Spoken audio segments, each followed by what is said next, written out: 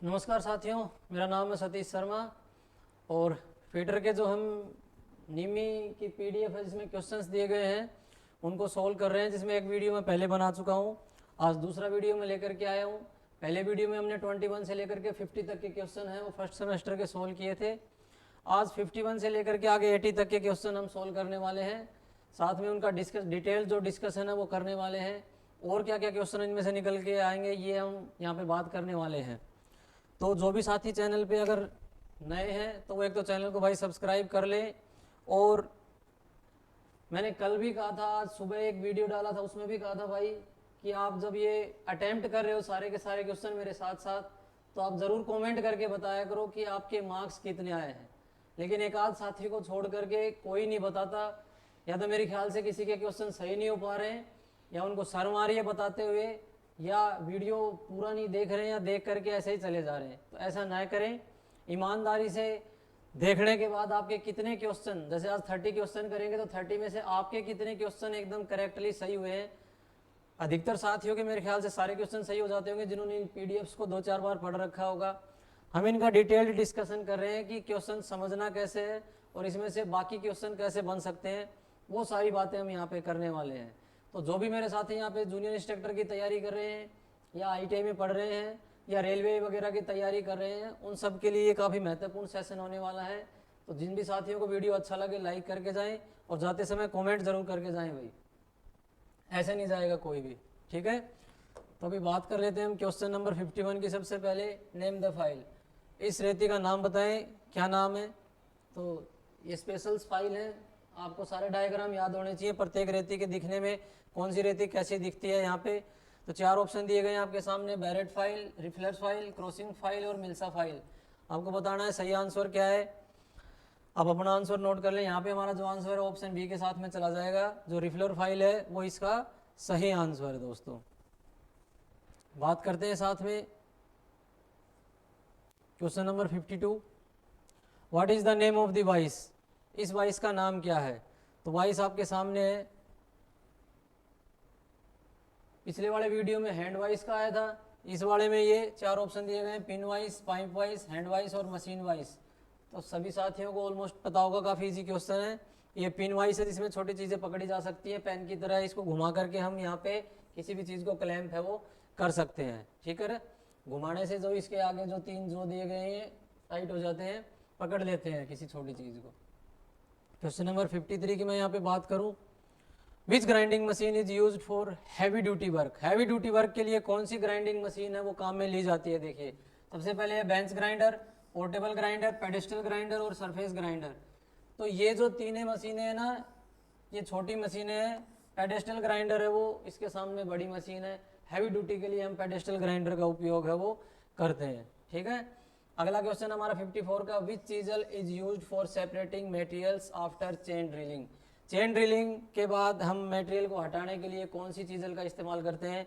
मैंने चीजल से related detailed video है वो चैनल के ऊपर अपलोड किया हुआ है, जिसमें चीजल के एंगल, कौन सी चीजल का क्या काम है, सारे के सारे चीज़ें उसमें बता रखी हैं। तो आप उसको जा करके देख सकते हैं। चैनल के ऊपर मेरे नाम पे क्लिक करिए और वहाँ पे आपको प्लेलिस्ट में जाके फीटर नाम से प्लेलिस्ट मिलेगी। फीटर से रिलेटेड आपको काफ़ी काम का मटेरियल वहाँ पे मिल जाएगा, आप वहाँ जाके पढ़ सकते हैं और अपनी तैयारी को एक अच्छा बूस्ट आप दे सकते हैं यहाँ पे। तो देखिए ऑप्शन में है वेब चीजल, फ्लैट चीजल, और 2 ऑप्शन आपको ऊपर मिल जाएंगे, क्रॉस कट चीजल और डायमंड पॉइंट चीजल। तो यहाँ पे जो चेन ड्रिलिंग के बाद में हम जो मटेरियल है वो हटाते हैं, वो आंसर क्या रहेगा सभी को बताना है। जिसने भी चीजल पढ़ रखी है सारे साथी इजीली ये क्वेश्चन कर देंगे। हमारा आंसर यहाँ पे वेब चीजल के साथ में चला जाएगा। जो वेब चीजल है वो मटेरियल हटाने के लिए काम में ली जाती है। 55 का question, which file is used for sharpening the teeth of would working साज, लकड़ी का काम करने वाले आरे के दांतों को तेज करने के लिए किस फाइल का उपयोग करते हैं। वहीं से फिर से 4 स्पेशल फाइल दिए हैं, barrette file, tinkers file, mill saw file और रिफ्लर फाइल। उन्हीं ऑप्शंस को आगे पीछे करके दे दिया है। तो आपको पता होना चाहिए कि आरे के दांतों को जब हम शार्प करते हैं तो कौन सी रेती से करते हैं। स्पेशल फाइल जब पढ़ोगे आप नीमी की बुक में, प्रत्येक रेती का अपना अपना एक काम बता रखा है, मैंने भी पढ़ा रखा है, उसमें सभी रेतियों का मैंने अलग अलग काम समझाया हुआ है। आप वो वीडियो चैनल पे पढ़ा हुआ है, जा करके देख सकते हैं। काफ़ी हेल्प हो जाएगी आपको। तो यहाँ पे हमारा आंसर है वो ऑप्शन सी के साथ में चला जाएगा। मिल्सा फाइल है वो लकड़ी के लिए जो आरी है उसको शार्प करने के लिए काम में लेते हैं। क्वेश्चन नंबर 56 का है, where will be the weight of the hammer stamped. हथौड़े का वजन को कहाँ दर्शाया जाता है? तो हथौड़े के कुछ भाग दिए गए आपके सामने, फेस है, पिन है, चीक है और आई होल है। इनमें से कौन सी जगह पे हम हथौड़े के वजन को दर्शाते हैं ये आपको बताना है। तो सबसे सही जो जगह होगी वो चीक है, क्योंकि ये चोट के बीच में नहीं आती है। अगर हम फेस पे या पिन के ऊपर दर्शाएंगे, आई होल पर तो वैसे दर्शा नहीं सकते, तो अगर फेस या पिन पे दर्शाएंगे तो चोट मारने पे वो मिट सकता है, इसलिए हम चीक के ऊपर उसका जो साइज है वो वजन है वो दर्शाते हैं। क्वेश्चन नंबर 57 की मैं बात करूं, यहाँ पे अगर चिपिंग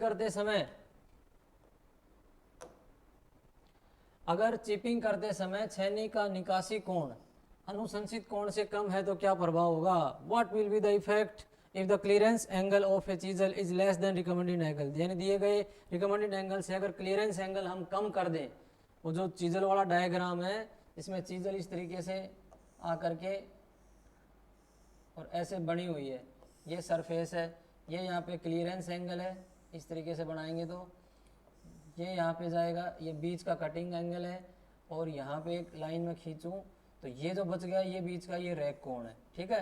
तो ये क्लियरेंस एंगल है, अगर इसको हम कम कर देते हैं ऐसे तो क्या प्रभाव पड़ेगा ये पूछा हुआ है। देखिए तो क्या है ऑप्शन में, कटिंग एज घुस नहीं सकती, छेनी फिसल जाएगी। दूसरा ऑप्शन है कटिंग एज अंदर घुस जाएगा, कट और ज़्यादा गहरा हो जाएगा। सी ऑप्शन है कटिंग एज टूट जाएगी। डी ऑप्शन है छेनी की कटिंग एज सीधी रेखा पर स्वतंत्र रूप से चलती है।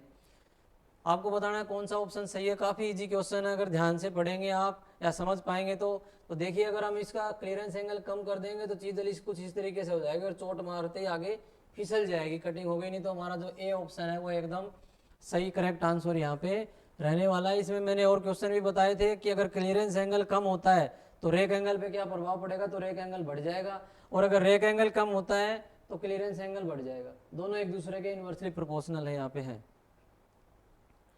अगला क्वेश्चन है 58 का, name of the property of a metal to resist the effect of tensile force without rapture.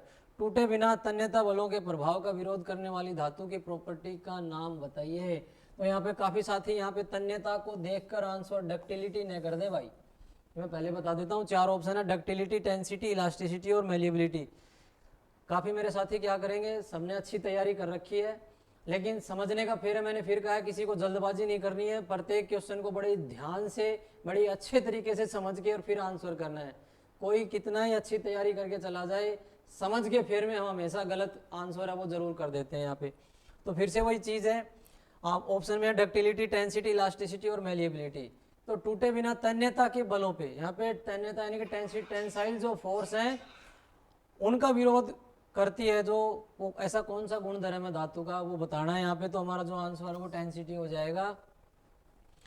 अगला क्वेश्चन हम देखते हैं, क्वेश्चन नंबर 59, एक्स के रूप में चिन्हित भाग का नाम बताइए।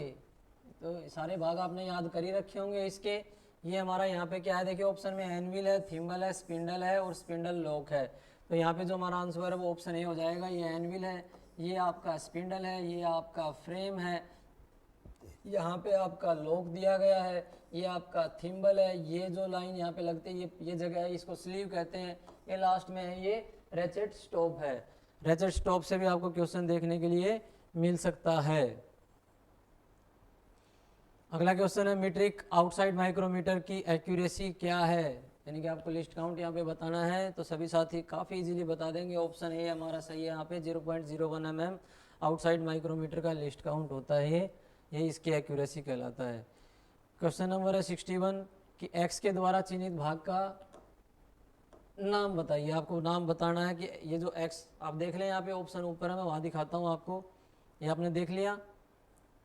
अब इसके नाम बताने हैं भाई, क्या नाम है इस जगह का। तो ऑप्शन दिए गए हैं कि ये लिप है, लैंड है, फ्लैंक है या पॉइंट एंगल है।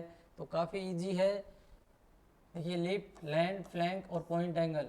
तो साफ साफ एंगल बना करके दिखा रखा है, एक्स से मार्क कर रखा है, तो आंसर हो जाएगा हमारा पॉइंट एंगल।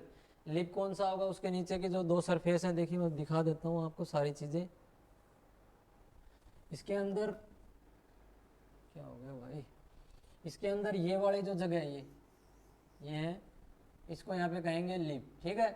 ये जो इसके अंदर गड्ढे बने रहते हैं, नालियाँ बनी रहती हैं, इनको हम कहेंगे क्या, फ्लूट्स। ठीक है, ये जो जगह है ना, ये पट्टी बनी हुई है, इसको क्या कहेंगे, लैंड कहेंगे या मार्जिन कहेंगे। ठीक है, ये आपको ध्यान में रखना है, ये इसके भागों के नाम है। देखते हैं अगले क्वेश्चन।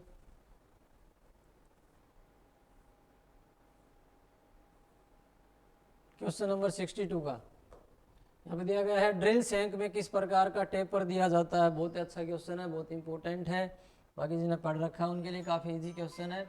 ऑप्शन में है pin taper, metric taper, Morse taper और जार्नो टेपर। इन चारों में से आपको बताना है कि कौन सा है वो ड्रिल के अंदर दिया जाता है।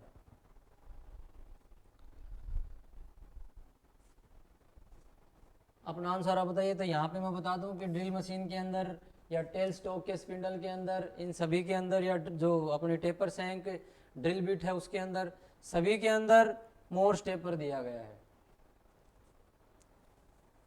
अगला हमारा क्वेश्चन है, मशीन स्पिंडल से ड्रिल और सॉकेट निकालने के लिए किसका उपयोग किया जाता है। चार ऑप्शन दिए गए हैं, ड्रिफ्ट के द्वारा, स्लीव के द्वारा, पंच के द्वारा या हैमर के द्वारा। जिन साथियों ने निकाला या पढ़ा हुआ इजीली बता देंगे। यहाँ पे हमारा आंसर है वो ड्रिफ्ट हो जाएगा। कुछ इस तरीके का एक रहता है ड्रिफ्ट। ठीक है, ये उसके अंदर जो स्पिंडल के अंदर होल दिया रहता है उसमें डाल करके थोड़ा हल्की सी चोट लगाते हैं तो हमारे जो टेपर सैंक ड्रिल है या हमारा चक है उसको हम बाहर निकाल सकते हैं, इसी को ड्रिफ्ट कहते हैं।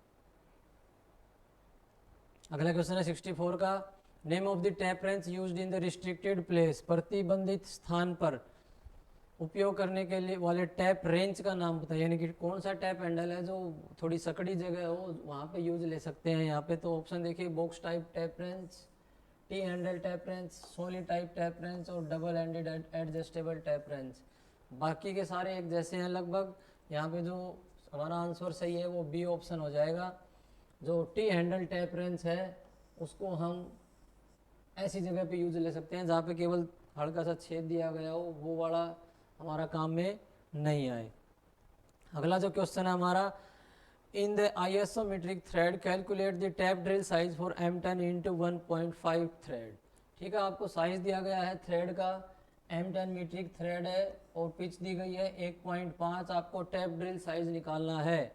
TDS tap drill size is equal to TS minus 2DP, ये इसका फॉर्मूला है। तो अपना टैप साइज क्या है, कितने की चूड़ी काटनी है, 10 की काटनी है। ठीक है, माइनस 2 हो गया, इसके गुणा में डी का मतलब होता है डेप्थ।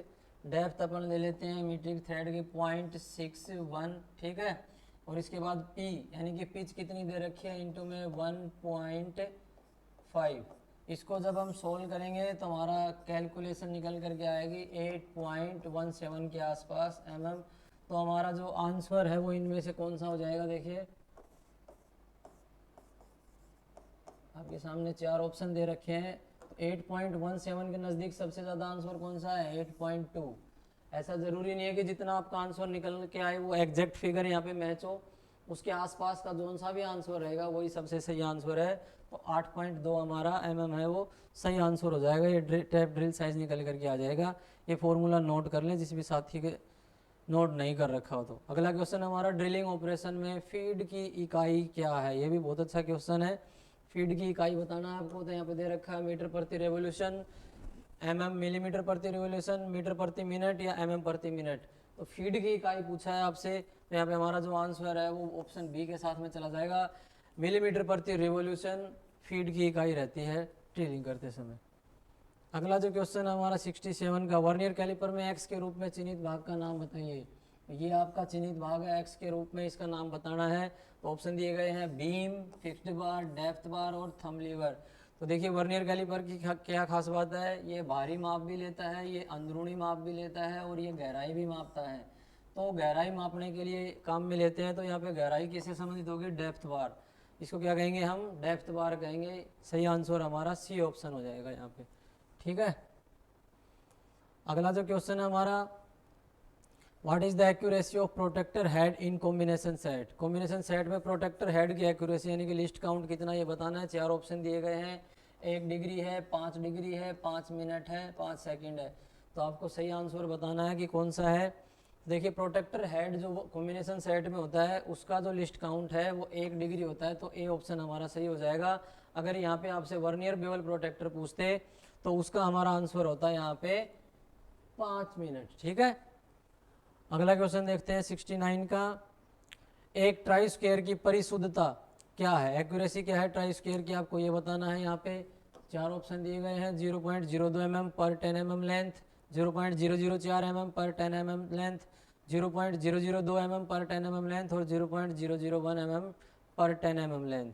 तो यहाँ पे जो हमारा सही आंसर है वो ऑप्शन सी के साथ में चला जाएगा। ट्राई स्क्वायर की जो एक्यूरेसी है वो 0.002 mm पर 10 mm लेंथ दी गई है। अगला क्वेश्चन है, देखिए निशान देखने के लिए किस पंच का उपयोग किया जाता है।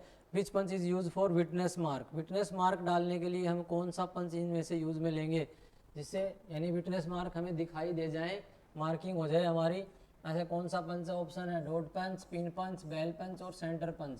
तो देखिए सेंटर पंच का उपयोग लेते हैं जब हम ड्रिलिंग मशीन वगैरह में ड्रिल करना हो उस समय, तो मार्किंग के लिए पिन पंच और बेल पंच तो यूज होएगा नहीं, मेन हमारा डॉट पंच मार्किंग के लिए यूज लेते हैं। तो यहाँ पे हमारा आंसर है वो एक के साथ चला जाएगा, डॉट पंच हमारा सही आंसर है। क्वेश्चन नंबर 71 की बात करते हैं।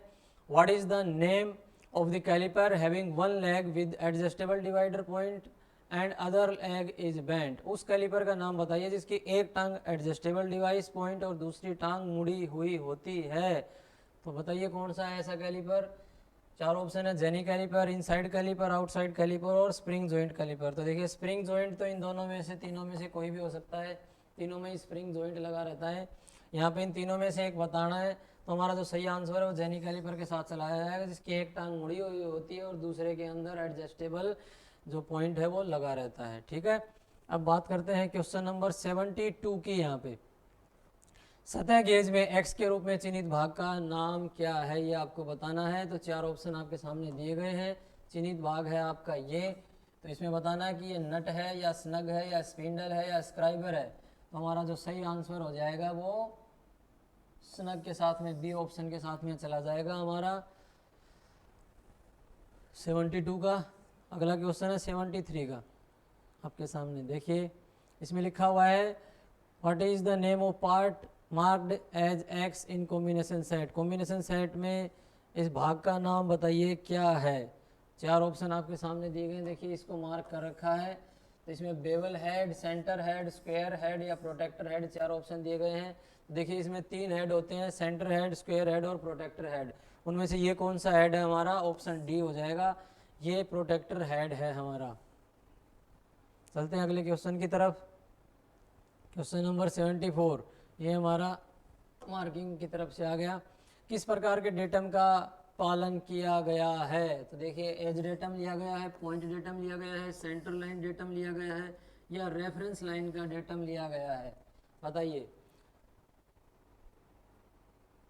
क्या आंसर होगा सभी की नज़र में। तो यहाँ पे हमारा जो सही आंसर है वो ऑप्शन डी के साथ में चला जाएगा, रेफरेंस लाइन डेटम है वो इसमें इस्तेमाल किया गया है दोस्तों। अगला क्वेश्चन है 75 का, पैरेलल ब्लॉक का नाम क्या है। कहाँ भाई पैरेलल ब्लॉक, ये रहा।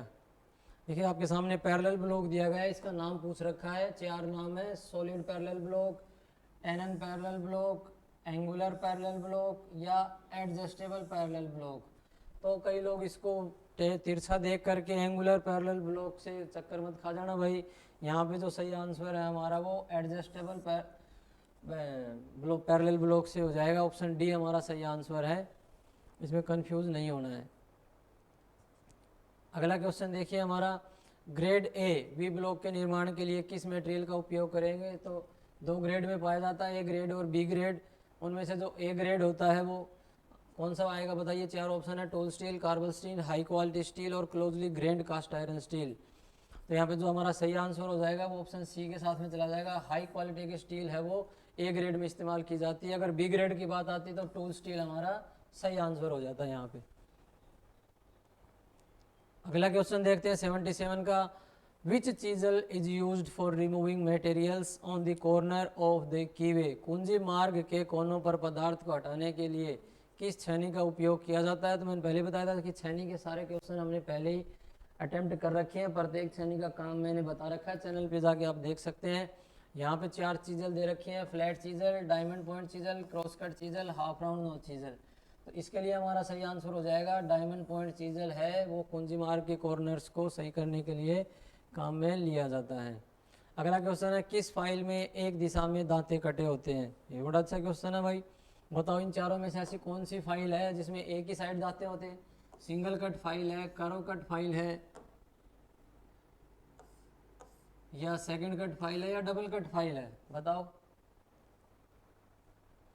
तो देखिए यहाँ पे जो हमारा ऑप्शन है वो एक के साथ में चला जाएगा। जो सिंगल कट रहती है उसमें एक डायरेक्शन में ही दांते होते हैं, दोनों डायरेक्शन में दांते नहीं होते हैं। जो सेकंड कट फाइल है ये तो वैसे ही ग्रेड के अनुसार दी गई है, डबल कट में 2 डायरेक्शन में होते हैं, कर्व कट में कर्व दांते बनाए गए होते हैं। तो केवल सिंगल कट ऐसी है जिसके अंदर एक ही डायरेक्शन में दांते दिए गए होते हैं। अगला क्वेश्चन हमारा, लकड़ी और चमड़े की फाइलिंग करने के लिए किस फाइल का उपयोग किया जाता है। लकड़ी और चमड़े के लिए सबने पढ़ रखी होगी, कट के आधार पर 4 फाइलें, उनमें से पहला ऑप्शन है hand file, bastard file, rasp cut file और सिंगल कट फाइल। तो यहाँ पे इजी सा क्वेश्चन है, हमारा आंसर सी के साथ में चला जाएगा। जो रास्प कट फाइल है वो हमारी लकड़ी या चमड़े की फाइलिंग करने के लिए काम में लेते हैं, जिसके ऊपर दाने दाने के समान कट हैं वो बने रहते हैं।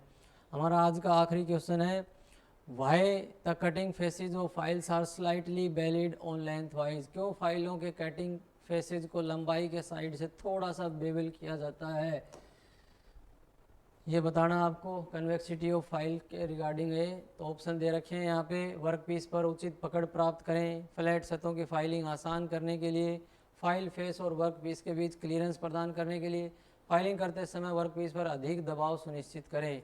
तो यहाँ पे जो हमारा एकदम फिट बैठने वाला आंसर है वो बी हो जाएगा, कि जो फ्लैट सतह हैं उनके ऊपर आसानी से फाइलिंग हम कर सकते हैं, अच्छी फाइलिंग हो जाती है, हल्की सी उसको कन्वेक्सिटी उसके अंदर दे देते हैं।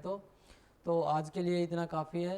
30 क्वेश्चन हो गए भाई, सभी बता करके ज़रूर जाएंगे यहाँ पे कि आपके कितने क्वेश्चन सही यहाँ पे हो पाए हैं और कितना आपने सीखा है, क्या समझा है, और कुछ कोई सुधार कर सके तो ज़रूर कमेंट में करके बताएं, और लाइक ज़रूर करके जाएं। अगर अच्छा लगा हो तो अच्छा, ना लगा हो तो डिसलाइक करके जाएं, ऐसे नहीं जाएं भाई, ठीक है।